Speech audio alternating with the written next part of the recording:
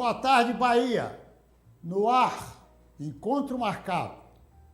A nossa convidada de hoje é a doutora Graça Sena, gerontóloga. Vamos falar sobre o envelhecimento, trocar algumas ideias e obter dela os bons caminhos para uma velhice saudável.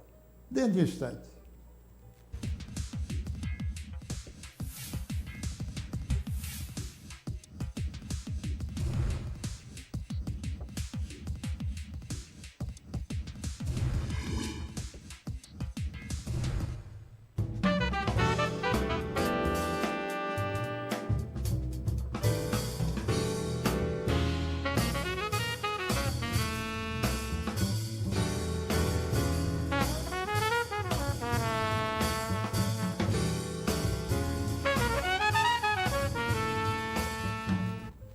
Doutora Graça, como dizia eu nesse introito do programa, que nós iríamos trocar algumas ideias sobre o envelhecimento.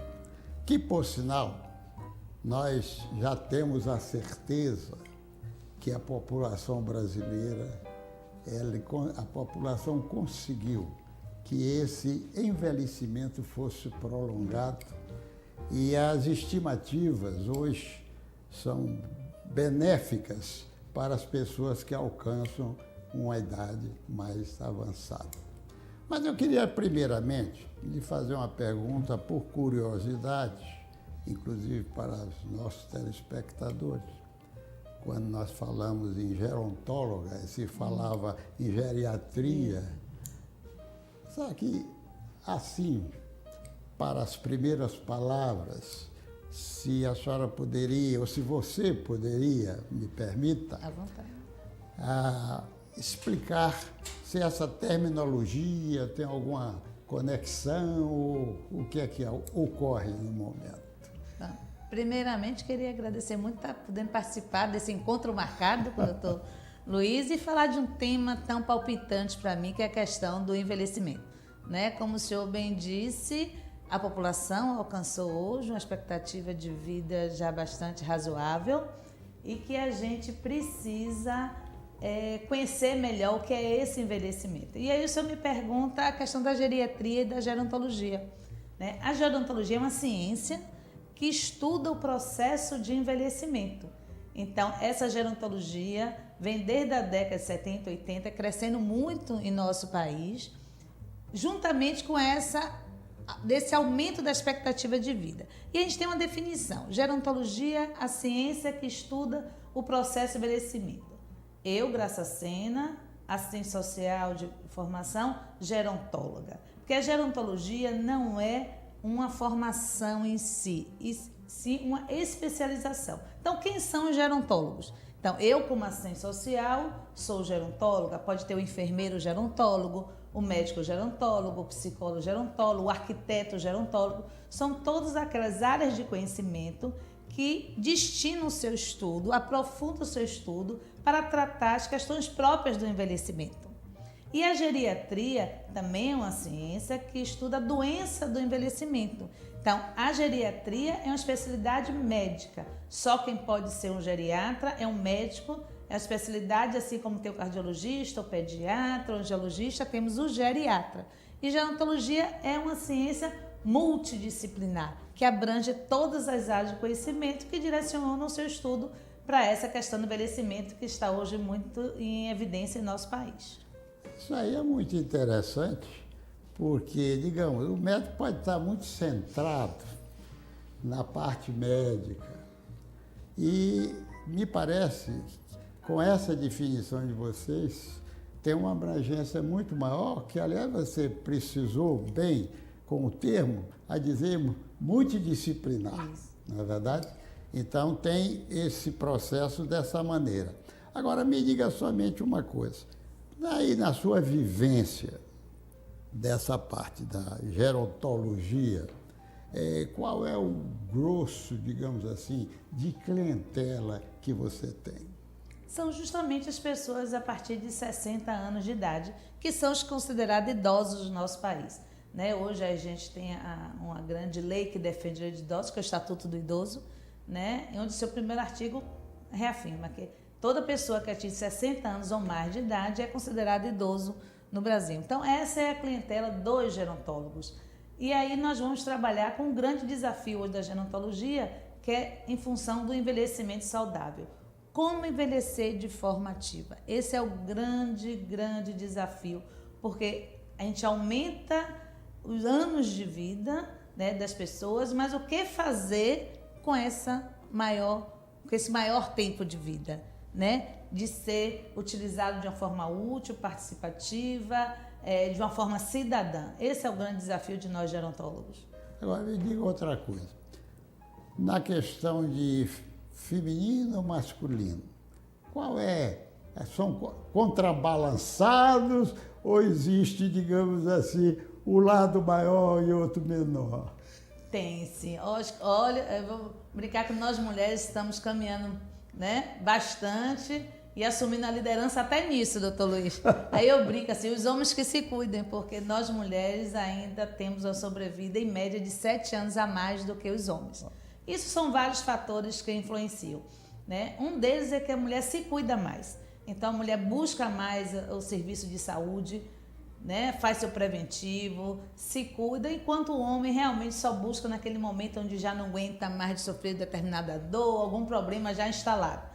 Então isso faz com que as mulheres tenham uma expectativa de melhor. As mulheres também conseguem viver, adaptar-se melhor ao envelhecimento do que os próprios homens, né? Porque os homens, após atingirem uma idade que se aposentam, e nessa geração de quem está idoso hoje, a aposentadoria do homem é muito sofrida, porque culturalmente o homem foi preparado para cuidar do lar, manter o lar, né, financeiramente, ser um mantenedor do lar. E após se aposentar, cai no vazio. E por isso que as praças estão cheias de idosos, que os bares estão cheios de idosos. Infelizmente, a gente tem um índice alto de alcoolismo, de solidão nos idosos, porque eles não conseguiam, digamos assim, porque essa nova geração já está um pouco diferente, se adaptar a esse envelhecimento e aceitar, acima de tudo, esse envelhecimento. E nós, mulheres, querendo ou não, gostando ou não, temos aquela chamada dupla, tripla jornada de trabalho. Então, os afazeres do lar, o cuidar do neto, o poder fazer uma atividade diferente faz com que a gente possa se ocupar da melhor forma. Agora, me diga uma coisa. Vocês, com todo, digamos, esse arsenal de conduta, né, para que dá esse aconselhamento, e por trás disso, vocês têm, às vezes, necessidade de ter um suporte médico para poder dar um apoio maior quando há necessidade de uma medicação, de um controle desse tipo? Sem dúvida, e por isso que é importante a importância de caminhar junto à geriatria e à gerontologia, e um dos fatores assim que reafirma isso, que hoje a nossa sociedade brasileira de geriatria e gerontologia, que é a sociedade médica, ela abrange os gerontólogos também, porque o médico não caminha sozinho no tratar do idoso, nem o gerontólogo caminha sozinho sem o tratar do geriátrico, esse olhar clínico da prevenção das doenças, porque velhice não é doença, mas nos traz limitações, o organismo diferencia, fica mais susceptível a determinadas doenças, isso é verdade, e o geriatra trair para poder contornar isso, ou através de medicações, que hoje a nossa indústria farmacêutica já está bastante rica, né, em tratamento com essas doenças crônicas mais próprias do envelhecimento, às vezes, que é a questão de diabetes, a hipertensão, né? Então a gente consegue controlar com medicações essa pessoa que está na sua fase idosa e associar ela a outras atividades, como atividade física, mental, social e espiritual. Agora, você falando isso, me veio na mente uma coisa, por semelhança, e que é muito importante, quer dizer, ao invés de você ter uma psicóloga tratando da velhice, você tem exatamente a gerontóloga, que está muito mais afeito ao dia a dia dessa velhice para que dê um suporte maior. Isso. Na minha impressão, acho que isso funciona. Porque nós, gerontólogos, inclusive o psicólogo gerontólogo, né, que passa a ter essa visão do envelhecimento. né? Porque tem algumas características próprias das pessoas que estão nessa fase do envelhecimento. E o que é mais importante nesse envelhecimento é a própria pessoa que está na condição de idoso hoje aceitar essa condição de ser idoso. Porque é muito ruim para as pessoas que hoje estão com seus 70, 80 anos pensarem ou querer realizar tarefas de quando tinha 20 e 30. Porque vem uma frustração, porque o organismo já não responde tão sabiamente quanto os jovens, mas isso não deixa de proporcionar às pessoas que envelhecem uma qualidade de vida, um fazer e, acima de tudo, ser feliz até o fim. Isso é verdade. Agora, nesse trabalho de vocês, digamos, vocês fazem mais numa clínica, num hospital, como é que funciona? Pois é, os gerontólogos pode atuar a nível de clínicas privadas, em consultórios, fazendo acompanhamentos, não só com o próprio idoso, com a questão dos seus familiares que lidam com idosos, principalmente aqueles idosos que a gente chama dos velhos da velhice avançada, que às vezes vêm acometidas de doenças, e hoje o grande mal do século, um deles é a questão da demência, e aí tem a mais comum, que é a demência de Alzheimer, que cria um transtorno enorme para os familiares, né, de ver o seu idoso nesse estado degenerativo, mas que os gerontólogos procuram dar esse suporte aos familiares, aos cuidadores e ao próprio idoso, proporcionando a eles uma qualidade de vida mínima que seja. Porque o grande desafio também é que as pessoas acham que quando as pessoas já estão numa idade muito avançada, não se tem mais o que fazer. E aí diz, esperar a morte chegar. E isso é um grande engano, é um grande desrespeito à vida, porque as pessoas até o último dia da sua vida merecem estar com dignidade, com respeito, atenção e os cuidados. Aliás, eu agora me lembrei de uma coisa. Você falou com muita sabedoria a história de esperar a morte chegar. Outro dia eu estava ouvindo do Raul Seixas, aquele que ele fala com a boca cheia de dente no apartamento, esperando a morte chegar. Né? E outro ponto que você colocou aí, que eu acho de suma importância, é também o apoio que vocês dão aos familiares. Porque não é fácil para certos idosos, não é verdade, essa convivência. E tem que ter realmente um suporte muito bom de aconselhamento, com as experiências, o que existe, para que possa dar um suporte muito bom àquele idoso, que às vezes tem alguns que são meio ranhetas, como se diz na linguagem popular. É verdade. O senhor reforçou 2 pontos importantes. Um é essa questão da morte, né? Esperar a morte chegar.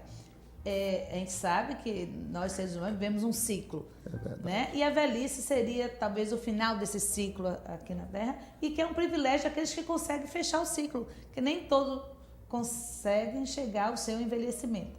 E envelhecimento de forma saudável é ainda mais difícil, mas extremamente possível, mas depois eu vou abordar um pouco sobre isso, mas depende de cada um de nós termos envelhecimento saudável. Né? Então, a morte faz parte da vida, temos que encarar de forma natural, mas não podemos direcionar o idoso ou omitir ou não propiciar momentos aos idosos achando que é o fim e que a morte está ali. Então, a morte pode estar amanhã, mas o hoje tem que ser vivido intensamente. Esse é o grande desafio. E essa questão do apoio da família é fundamental, doutor Luiz, porque é outro mito que tem de que, por ser idoso, por ser, como muitos chamam, velhinhos dessa forma, né? Acha que é tudo muito bonitinho, que é tudo muito, como pode dizer assim, amigável. E não é, porque as pessoas não mudam porque envelhecem. Então, as pessoas que foram exigentes, ranzinhas, chatos na sua juventude, na fase adulta, vão ser velhos assim também. Né? Então, essa coisa de que por se tornou velho, se tornou bonzinho, não, são pessoas que trazem toda a sua história de vida, todo o seu estilo de vida e que se mantêm no envelhecimento. Então, as pessoas precisam reconhecer o idoso como cidadão comum, né? fazendo parte de mais uma etapa da vida e saber lidar com essas diferenças. Porque senão a gente cria muita questão que a gente chama do choque de geração. Né? Então, qual é o choque de geração? É o idoso viver do seu passado, né? E o jovem ou a criança viver só do seu presente sem ter o olhar também para os seus antepassados. Então, precisa ter o respeito a todos aqueles que têm uma longa caminhada na vida e também essas pessoas que já viveram muito, respeitar o momento hoje. Porque as coisas se transformam, o mundo se transforma, os hábitos são diferentes. Eu digo que nós precisamos estar sempre aptos a mudanças, mas não perdendo de base a moral, a ética e o respeito. Mas a mudança dos hábitos, costumes, seja no vestir, seja no se alimentar, seja nas atividades de lazer, isso faz parte do mundo. E o idoso hoje, as pessoas que hoje se encontram aos 70, 80 anos, não pode viver do passado. Eu digo sempre, lembrar do passado é ótimo, mas viver do passado é péssimo. E você falou uma coisa e eu iria acrescentar. Eu acho até que o idoso acirra mais alguma coisa quando a idade chega do que realmente quando ele era mais jovem, né? Fica mais engangente, aquela coisa toda. Agora, eu queria lhe perguntar o seguinte, porque é algo muito importante esse apoio que é dado ao idoso e à própria família do idoso. Lastimavelmente, tem muitas pessoas, muitas famílias, não estou criticando e ao mesmo tempo critico, e as pessoas que às vezes se esquecem dos idosos, dos pais, o que eles deram e passam até muitos jogados em asilos, em casa de repouso, sem aquele ambiente familiar, de poder, de visita, de trato. É muito comum vocês encontrarem isso na realidade? Bastante. Eu tenho uma experiência e trabalho também numa instituição de longa permanência, que os abrigos, como é chamado, os asilos, a casa de repouso, hoje, cientificamente, a gente chama de instituições de longa permanência. Né? Trabalho em uma já há 16 anos também, mas culturalmente no nosso país, o idoso sempre foi visto e ser acolhido, e isso que é importante, no seio da família. Mas o modelo da estrutura familiar hoje se modificou. Então, antigamente, a gente tinha família que a gente chamava famílias extensas. Então, era o pai, a mãe, muitos filhos, tias solteiras que agregavam a família, pessoas que trabalhavam na casa, que se tornavam quase que membros da família. A mulher não trabalhava tanto fora, então tinha quem cuidasse do seu idoso na família. Né? Hoje, a família é extremamente nuclear, que é o pai, mãe, 1 ou 2 filhos, cada vez mais difícil de encontrar uma pessoa que ajude em casa, de confiança, que possa realmente se dedicar. Então, quem cuida desse idoso? Quem cuida dessa pessoa que muitas vezes está precisando de cuidados acima do dia a dia, por ter problema de saúde, por ter alguma dificuldade ou física ou mental. Então, por isso que hoje eu nem critico tanto a questão das instituições de longa permanência. O que eu critico e reafirmo sempre é o modelo que tem aí, que é um modelo extremamente arcaico, um modelo onde era visto os abrigos como depósito de pessoas idosas. E que, infelizmente, eu diria que a grande maioria dos abrigos hoje no nosso país, especialmente aqui na cidade de Salvador, são assim. Porque não tem uma estrutura, não recebe apoio, o próprio governo, seja estadual, municipal, estadual não tem nenhum tipo desse equipamento gerontólogo. O único que existe a nível do governo municipal, que em Salvador, é o abrigo Dom Pedro II, que infelizmente, falo de forma muito clara, está precisando de uma reforma, de uma restauração, de uma nova gestão, porque é um caos, né, que não atende os nossos idosos de forma digna, né? Eu coloco isso porque sei.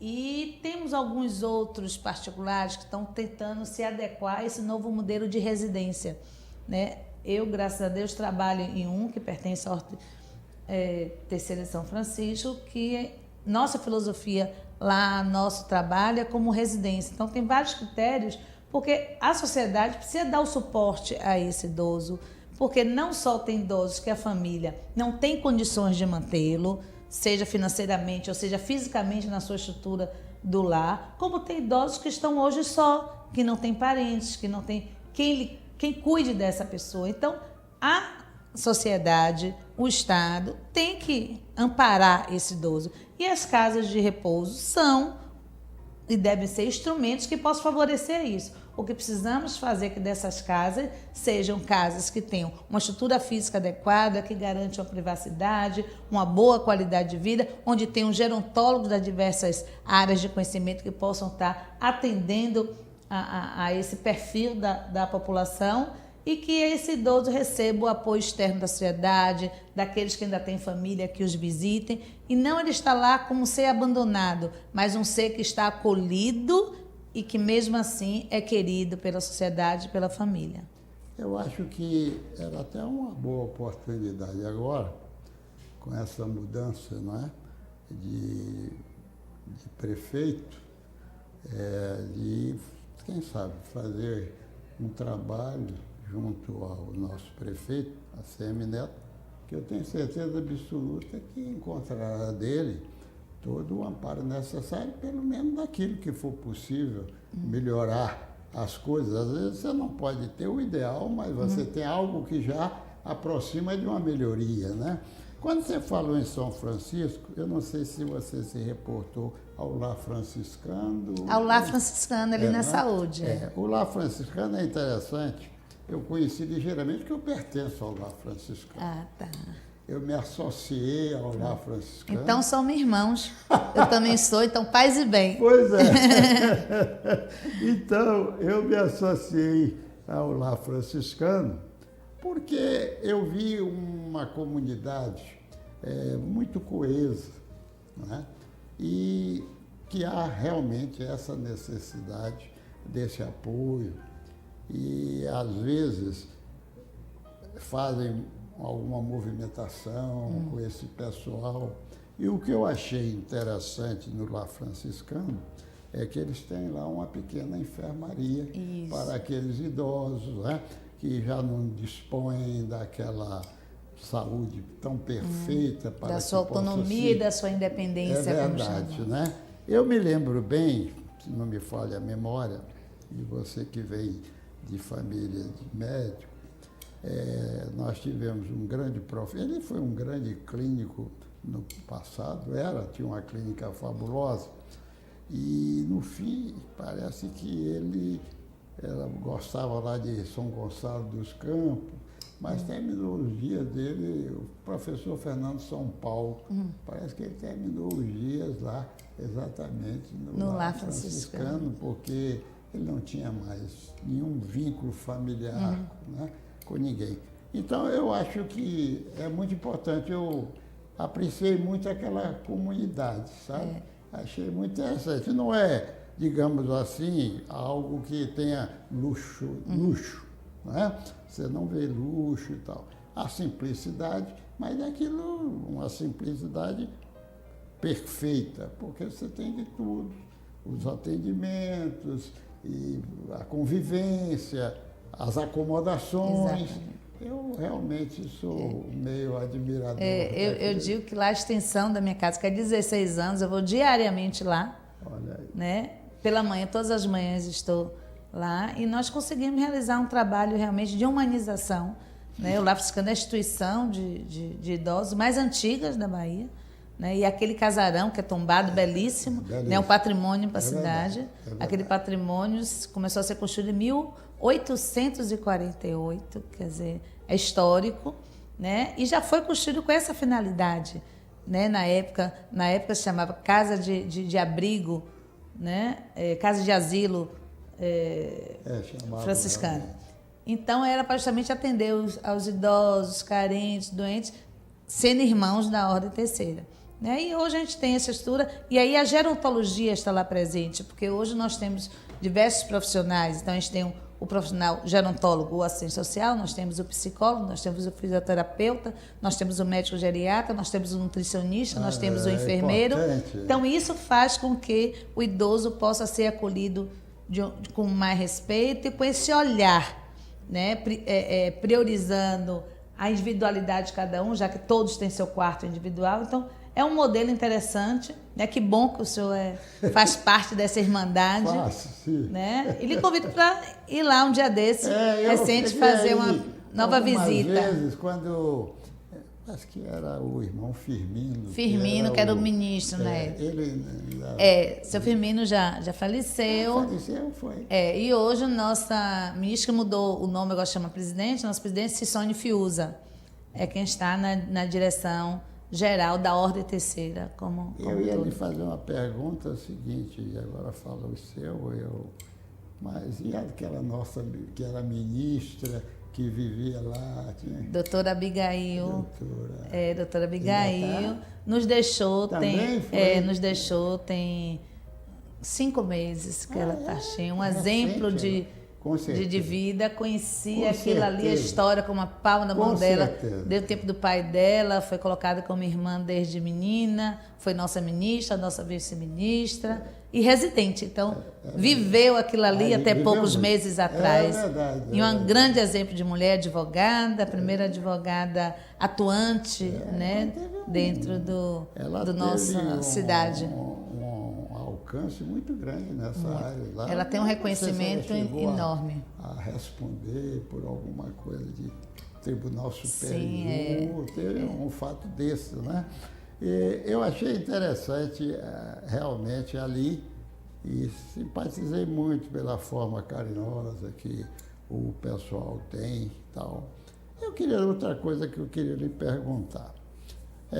As pessoas, às vezes, se esquecem da prevenção. E como nós estamos falando de velhice, não é?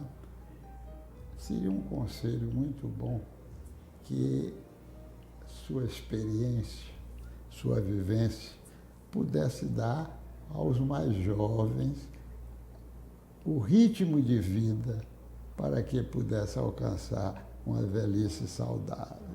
O que é que você diz? Pois é, nossa geração aqui, a minha geração, é uma geração privilegiada, porque nós estamos com todas as informações para essa velhice saudável em nossas mãos. Por isso que, em determinado momento da nossa conversa, eu coloquei que nós vamos ter o envelhecimento do qual nós somos responsáveis por ele. Porque nós sabemos muito bem hoje, e a mídia está aí toda hora colocando, e a gente vê as orientações, que a gente precisa ter uma alimentação saudável, precisamos ter uma atividade física, nós precisamos ter atividade mental, né, hábitos bons de vida. Então a gente sabe as coisas que são prejudiciais ao nosso organismo, a questão do fumo, a questão da bebida, a questão do estresse. Então nós temos que enxergar o envelhecimento como algo real na nossa vida, porque nós ainda jovens e cada vez mais jovens, às vezes não enxergamos que um dia vamos ser velhos, que um dia vamos envelhecer. Então acha que é algo muito distante e não é, né? Porque a vida passa de forma muito rápida. Então, quando a gente se dá conta, a gente já está na nossa velhice. E a gente faz a prevenção desde o momento da nossa infância, desde que os nossos pais vão começar a nossa prevenção, nos propiciando alimentação, nos propiciando atividades e fazendo com que também a gente enxergue o idoso na sociedade como ser integrante, como cidadão e que merece respeito, cordialidade, porque o que a gente vê aí, a violência contra a pessoa idosa, porque essa violência eles enxergam em casa. Então, os pais têm que ensinar seus filhos de que quando o idoso está no transporte coletivo e que tem um assento direcionado a ele, não é à toa, né? É pelas dificuldades, que a criança, o jovem, ceda o lugar porque é um direito, né? Mas as pessoas perdem um pouco desse respeito muito por uma base de educação. Mas eu vou lhe dizer uma coisa.